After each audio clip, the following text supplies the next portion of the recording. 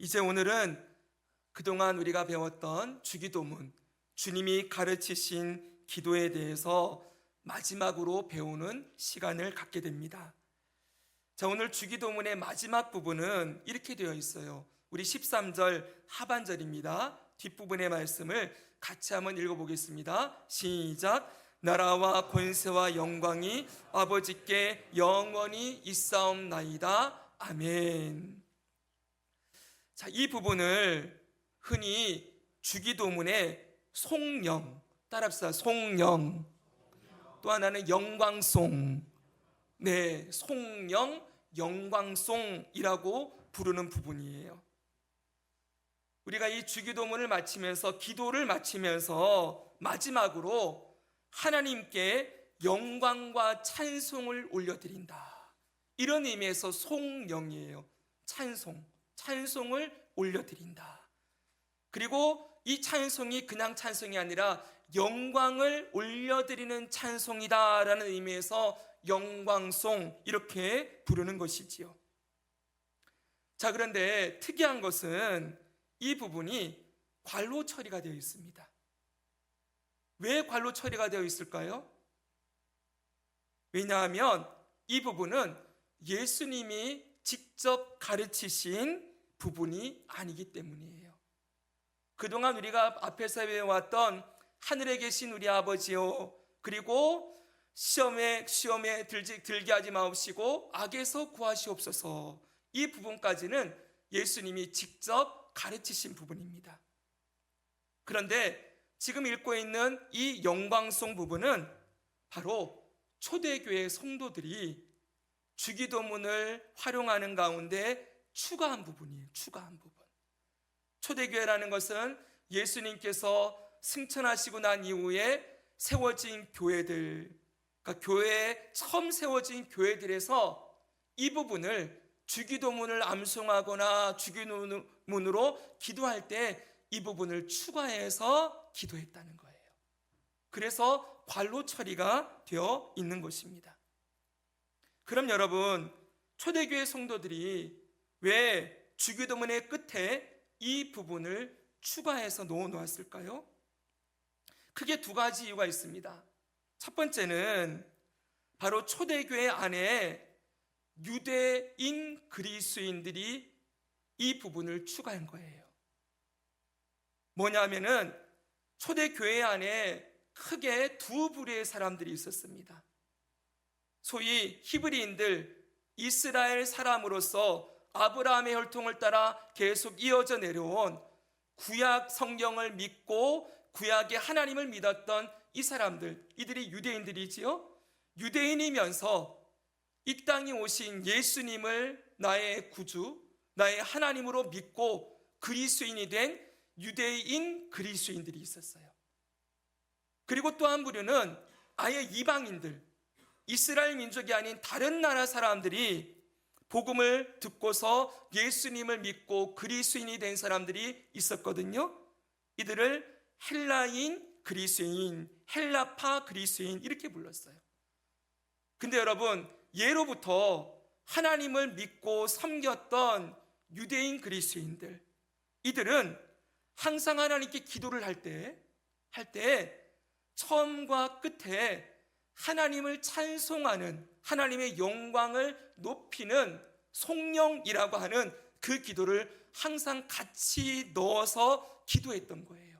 이게 그들의 기도의 전통이에요. 역대상 29장을 보면은 다윗 왕이 성전 건축을 준비하면서 하나님께 기도하는 기도의 내용이 나옵니다. 그 기도가 이렇게 되어 있습니다. 그 기도의 중간 부분에 이렇게 되어 있어요. 여호와여, 위대하심과 권능과 영광과 승리와 위엄이 다 주께 속하였사오니. 지금 영광이죠, 그렇죠? 영광송이죠? 천지에 있는 것이 다 주의 것이로소이다. 여호와여, 주권도 주께 속하였사오니 주는 높으사 만물의 머리 되심이니이다. 이 모든 내용이 하나님의 위대하심과 높으심을 높이는 찬송이에요. 그 다음도 볼까요? 부와 귀가 주께로 말미암고 또 주는 만물의 주제가 되사 손에 권세와 능력이 있사오니, 같이 한번 읽습니다. 그 다음부터 시작. 모든 사람을 크게 하심과 강하게 하심이 주의 손에 있나이다. 우리 하나님이여, 이제 우리가 주께 감사하며 주의 영화로운 이름을 찬양하나이다. 아멘. 자, 여기 보면 다윗이 하나님께 기도할 때 하나님의 권능, 하나님의 영광, 하나님의 권세를 높이는 송영, 영광의 찬송을 하나님께 올려드리는 것을 볼 수가 있지요. 그래서 어떤 학자는 아까 우리가 읽었던 주기도문의 이 송영 부분이 이 다윗의 기도, 이 본문에서 따서 한 것이다 라고 말하기도 합니다. 이와 같이 초대교회 성도들 가운데 유대인 그리스인들은 자신들이 배웠던 기도의 전통, 그 기도의 전통을 따라서 주기도문을 활용할 때에 그 기도의 끝에 이렇게 하나님의 영광을 높이는 찬송, 곧 영광송을 올려드리고 기도를 끝맺었던 것입니다. 이것이 이 부분이 추가된 첫 번째 이유예요. 두 번째 이유가 있습니다. 그것은 초대교회 그리스도인들이 이 부분을 첨가한 것은 단지 그들의 기도의 전통을 지키기 위함만은 아니었어요. 어떻게 보면 더 중요한 이유라고 할 수 있습니다. 하나님께 기도를 드릴 때 이 부분 중요합니다. 우리의 필요를 다 구한 후에, 우리의 필요에 대해서 다 기도한 후에 다시 하나님을 찬송하고 높이는 것은 너무나 중요한 것이기에 이 부분을 추가했다는 거예요. 우리가 지금까지 배워왔던 이 주기도문의 구조를 한번 다시 생각해 봅시다. 보십시오. 첫 부분이 무엇이었습니까? 주기도문은 하늘에 계신 우리 아버지요, 우리의 기도의 대상이 하늘에 계신 분이시고 우리의 아버지시다, 하나님이 어떤 분이신지를 고백하는 것으로 시작이 되어져요. 그리고 두 번째가 뭐였습니까? 하나님께 초점을 맞추는 기도 세 가지가 있었죠. 하나님의 이름, 하나님의 나라, 하나님의 뜻을 구하는 기도. 그리고 세 번째가 뭐였어요? 나와 우리에게 초점을 맞추는 기도였어요.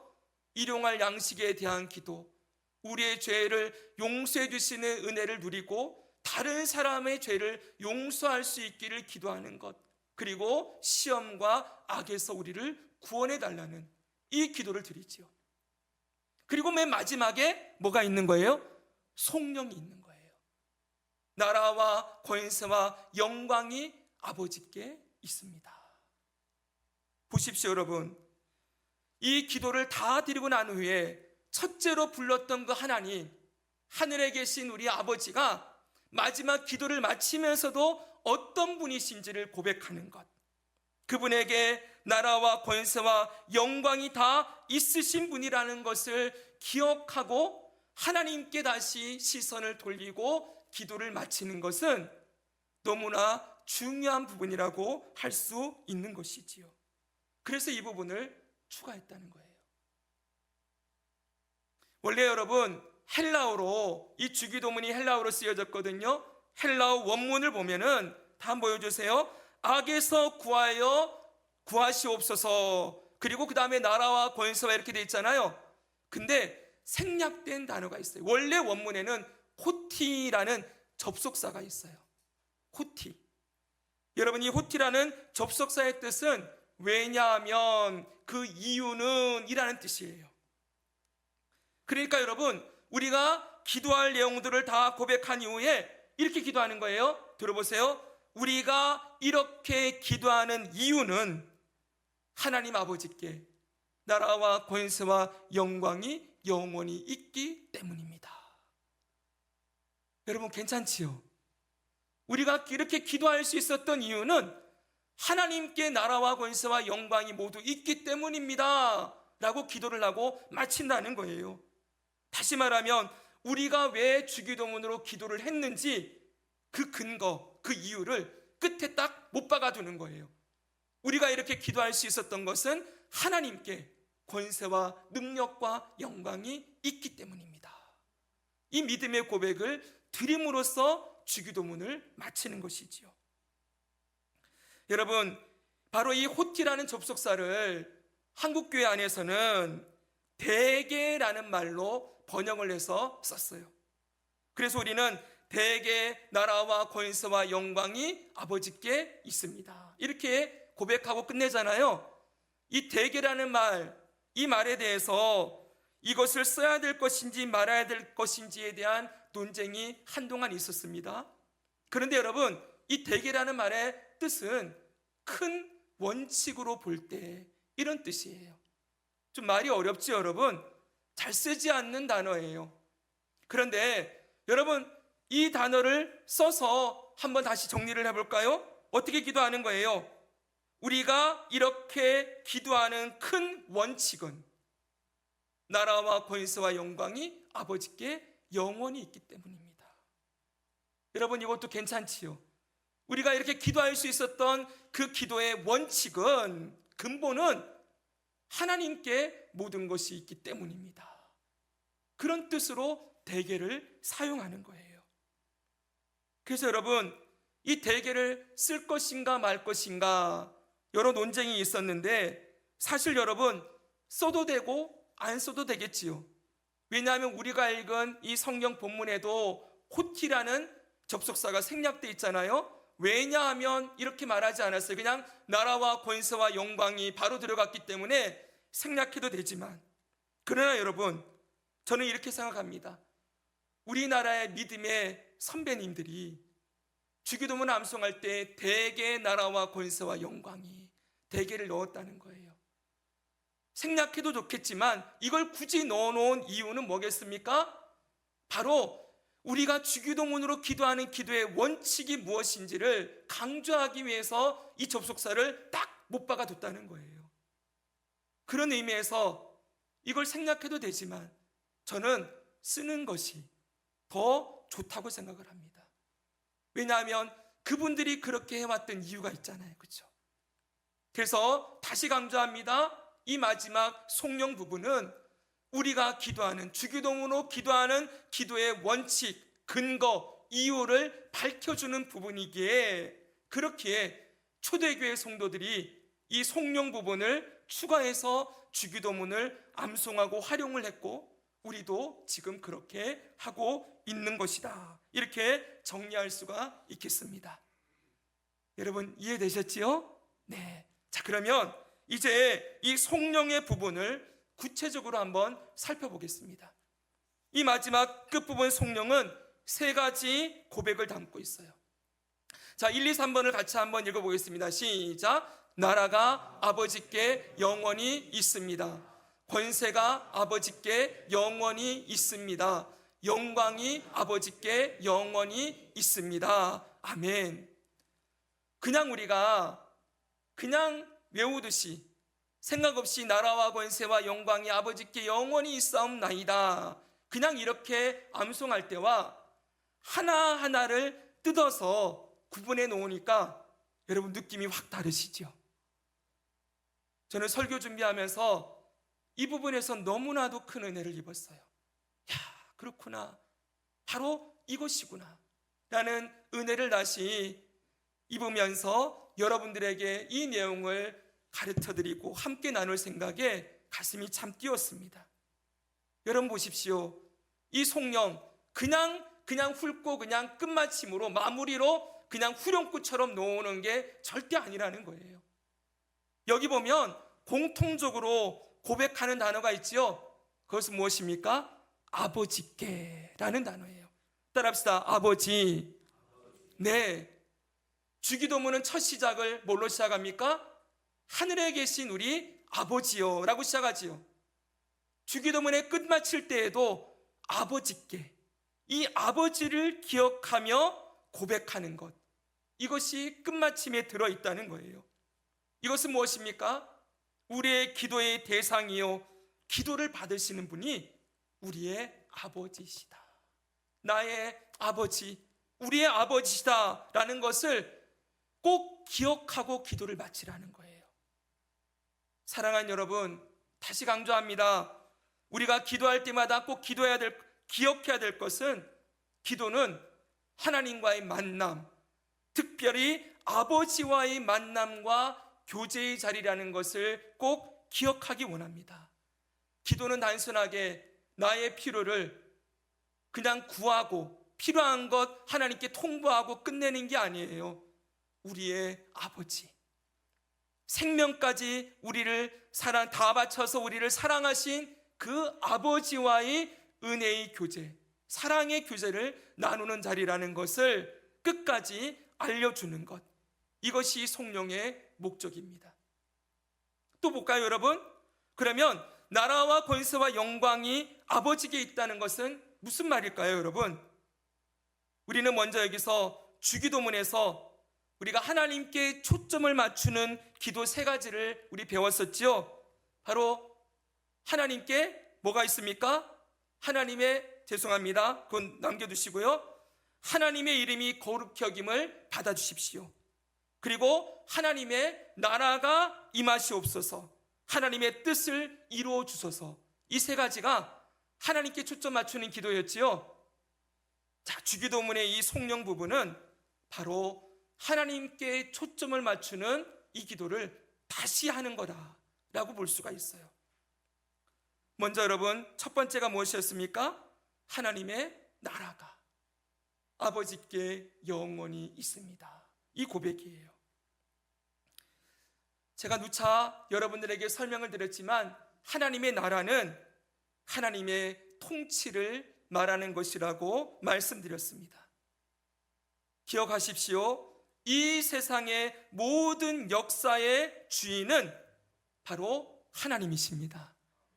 하나님이 모든 나라와 모든 민족의 왕이 되시고 지금도 이 땅을 다스리시고 통치하시는 역사가 우리가 살아가는 이 세상의 역사예요. 여러분, 그래서 많은 분들이 이렇게 얘기를 합니다. 역사의 영어 단어인 히스토리는 그냥 히스토리가 아니고 히즈 스토리이다. 히즈가 누구입니까? 바로 그분, 온 땅의 창조자여 주관자이신 하나님의 스토리, 이야기가 바로 우리가 살아가는 이 세상의 역사라는 것이지요. 여러분, 성경은 분명하게 우리에게 선포합니다. 태초에 하나님이 천지를 창조하시니라. 이 세상이 그냥 존재한 게 아니에요. 하나님의 창조로부터 이 세상이 시작되었습니다.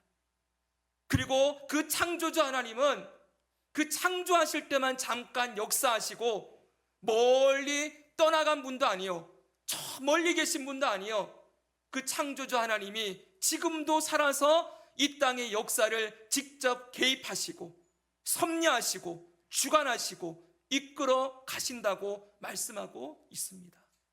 온 땅 곳곳에 하나님의 주권과 통치가 임하고 있지요.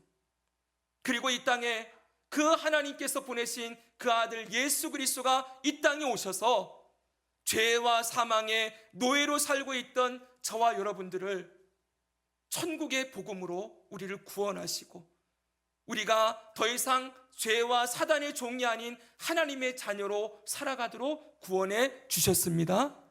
그리고 구원한 하나님의 백성들을 교회 공동체로, 선교 공동체로 부르셔서 그 공동체 안에서 하나님의 주권과 통치를 인정하고 그 하나님께 예배하는 예배 공동체를 만들어 내셨지요. 사랑하는 여러분, 지금도 하나님께서는 직접적으로 여러분의 삶, 예수 그리스도를 구주로 고백하는 믿는 자들의 삶에 역사하시고 일하시는 분일 뿐만 아니라 또한 교회를 세우시고 온 땅의 역사를 주관하시는 분이심을 믿습니다. 그리고 마지막 예수님이 다시 오시는 그날, 이 세상 나라들은 다 무너지고 하나님의 나라만, 영원한 왕이신 예수 그리스도가 통치하는 하나님의 나라만 남게 될 것이라고 성경은 말씀해 주고 있어요. 사랑하는 여러분, 성도는 바로 이 사실을 믿고 살아가는 존재입니다. 하나님의 나라가 영원히 있습니다. 무슨 말이에요? 하나님의 주권과 통치가 영원합니다 라고 고백하는 것이지요. 우리의 인생, 여러분, 하나님의 통치 아래 있음을 믿으십시다. 그 통치가 우리를 억압하고 짓누르고 힘들게 만드는 그런 게 아니라 우리로 하여금 하나님의 자녀답게 거룩하게 살아가고 세상을 이길 수 있는 힘과 능력을 공급해 주시고, 우리가 약할 때 일으켜 주시고, 낙심하고 절망할 때 깨우셔서 하나님의 백성으로, 하나님의 자녀로 살아가도록 이끌어 주신다는 의미예요. 오늘도 그 하나님의 통치가 우리 가운데 임하고 있다는 것이 얼마나 큰 소망과 위로가 됩니까? 사랑하는 여러분, 살다 보면 우리 주변에 아무도 없는 것 같은, 어떤 목사님이 이런 표현을 써놨어요. 끈 떨어진 연과 같은 그런 인생인 것처럼 느껴질 때가 있잖아요.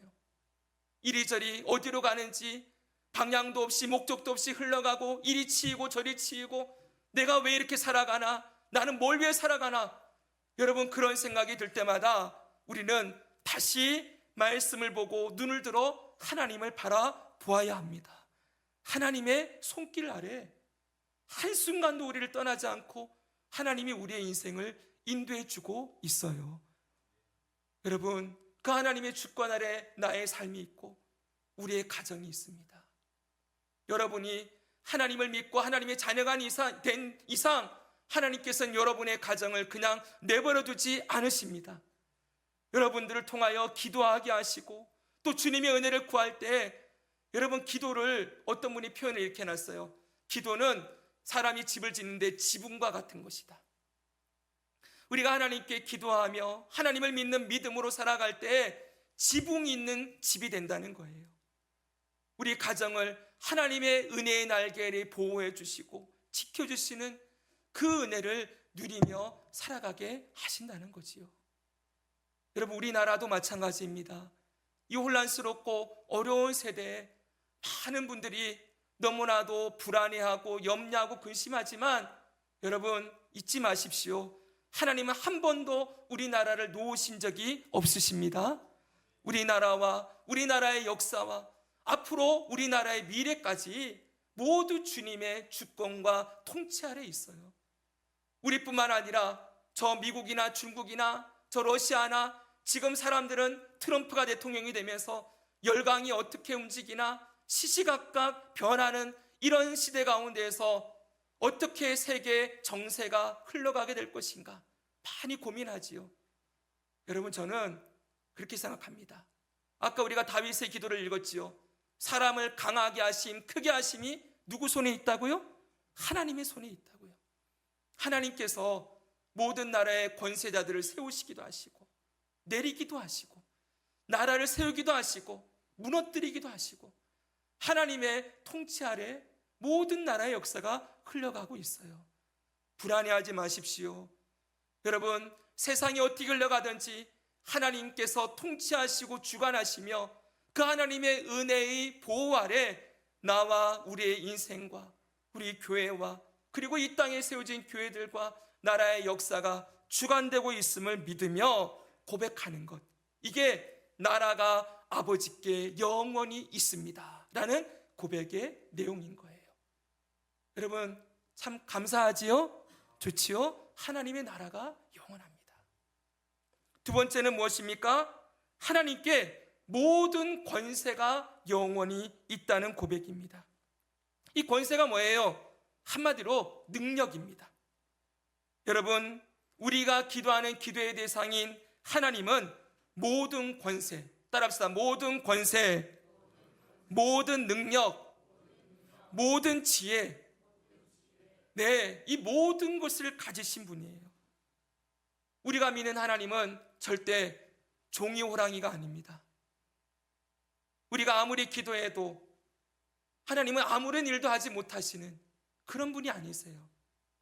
그분은 여러분, 지금도 살아서 역사하시는 전지전능하신 하나님이시요 능치 못하심이 없으신 분이십니다. 그래서 우리가 기도하고 난 이후에, 우리의 필요를 구한 이후에 우리의 기도를 들으시는 하나님이 바로 모든 권세와 능력을 가지신 나의 아버지십니다 라고 믿고 고백하는 것, 얼마나 그 고백이 우리에게 힘과 용기를 줄 뿐만 아니라 그 고백을 들으시는 하나님이 얼마나 기뻐하시겠어요. 여러분, 마지막 세 번째입니다. 하나님께 모든 영광이 있음을 고백합니다. 이 영광은 다른 말로 하면은 가치라고 말씀을 드렸어요. 여러분, 온 세상의 모든 가치와 모든 아름다움, 모든 영광은 하나님의 것입니다 라고 고백하는 것이지요. 제가 성경에서 가장 좋아하고 가장 암송하는 구절 중에 하나인 로마서 11장 36절은 이렇게 우리에게 가르치고 있습니다. 같이 한번 읽겠습니다. 시작. 다시 읽습니다. 시작. 이는 만물이 주에게서 나오고 주로 말미암고 주에게로 돌아감이라. 그에게 영광이 세세에 있을지어다. 아멘. 아멘이시지요. 네, 만물이 주님에게서 나왔대요. 하나님 아버지로부터, 창조주 하나님으로부터 이 만물이 시작되었어요. 지금도 이 만물이 하나님으로부터 유지되고 있고, 그리고 하나님께로 돌아갈 거예요. 그래서 끝에 붙여놨어요. 그에게, 그 하나님에게 영광이 세세는 뭐예요? 영원 무궁토록, 영원하도록 있습니다 라고 고백하는 것이지요. 사랑하는 여러분, 이 땅의 모든 가치들, 우리가 바라보는 이 땅의 모든 아름다움들, 이런 모든 것들은 하나님께로부터 나온 것이에요. 여러분, 비록 지금 이 세상이 많이 망가진 세상이에요. 그래서 세상의 아름다움을 보기가 어려워졌지요. 그러나 그럼에도 불구하고 지금도 이 땅 곳곳에 하나님이 창조하신 그 창조의 섭리와 아름다움이 가득함을 우리가 느낄 때가 있지 않습니까? 제가 어제 예배당에서 설교를 쭉 정리하고 나중에 예배당에 있는데 어제 노을이 지는 장면을 볼 수가 있었어요. 저희 교회가 이곳으로 오고 난 이후에 참 좋은 건, 그 전에 교회는 앞에 아파트밖에 안 보였지만 여기 와 있으니까 저기 하늘도 보이고 산도 보이고 이 창문으로 보는 광경이 너무 좋아요. 근데 어제 보니까 산등성이로 태양이, 석양이 지고 있더라고요. 그 아름다움을 보는데 또 가슴이 벅찼어요. 이야, 진짜 멋지다.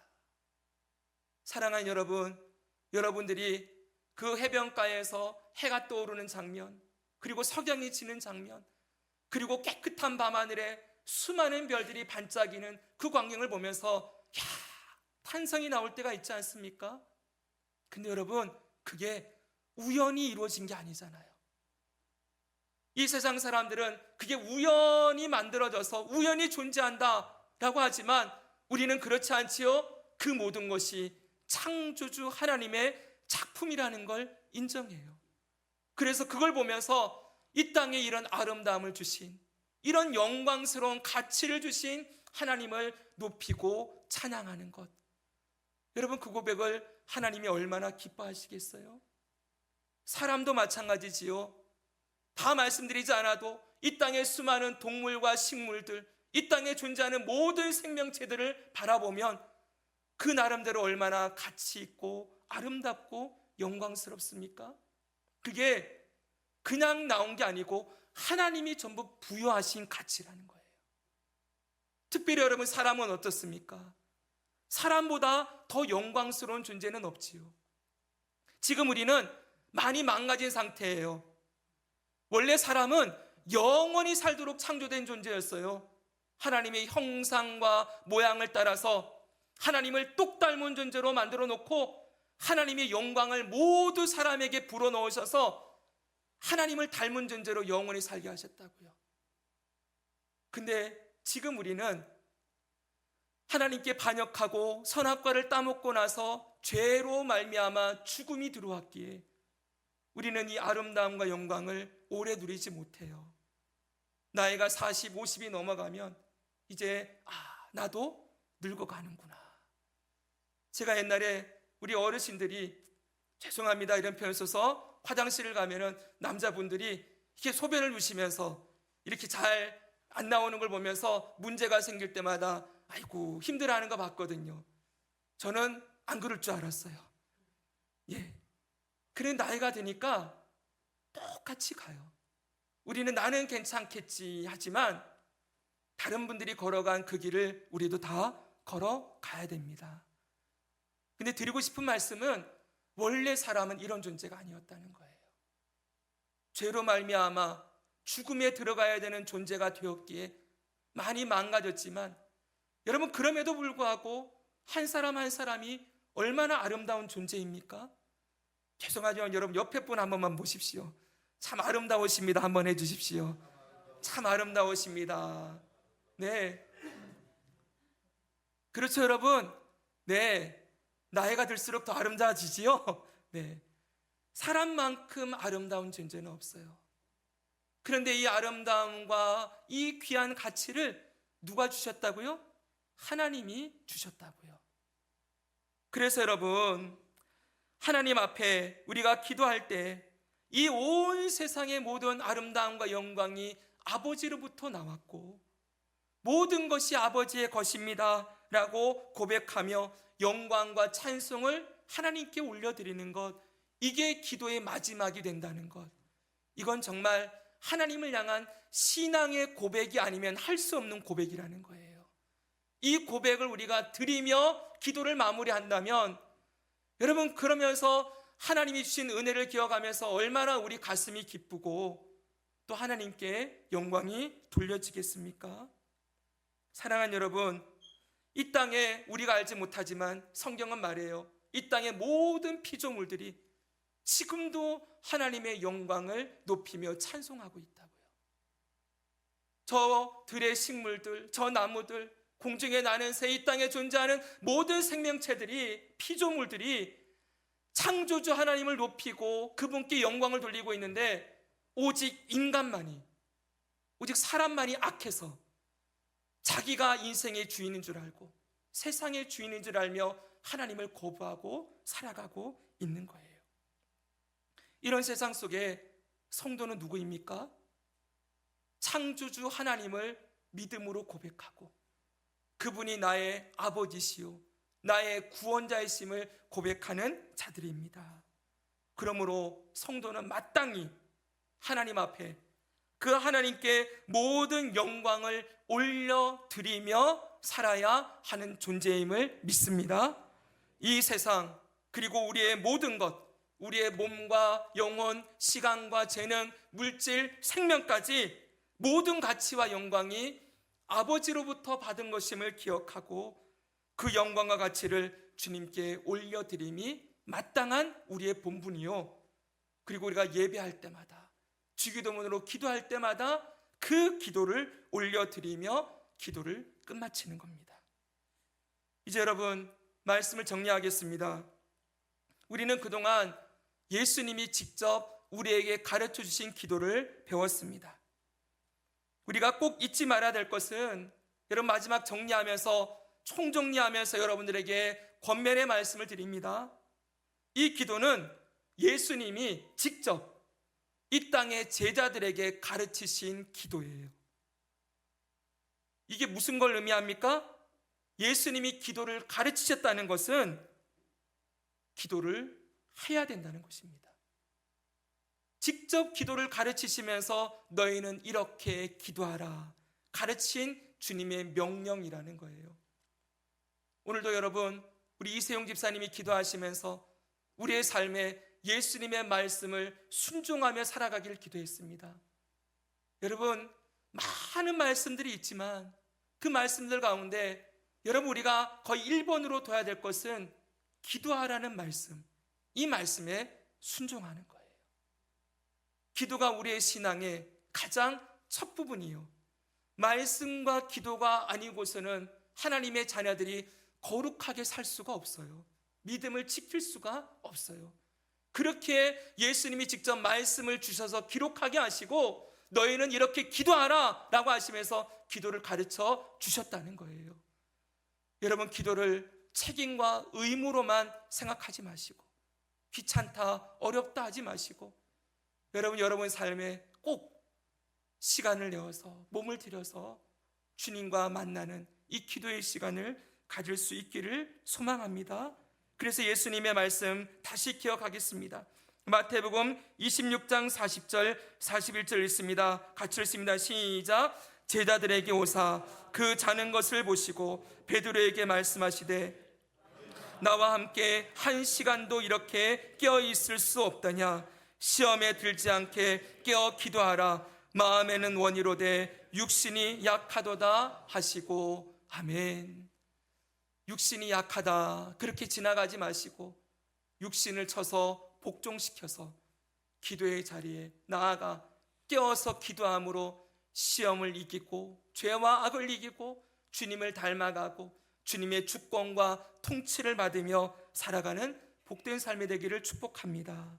그리고 여러분, 또 하나는 주기도문이 뭐라 그랬습니까? 제일 첫 시간에 주기도문은 기도의 교과서라 그랬어요. 기도의 표준이요, 기도의 골격과 뼈대라고 말씀을 드렸습니다.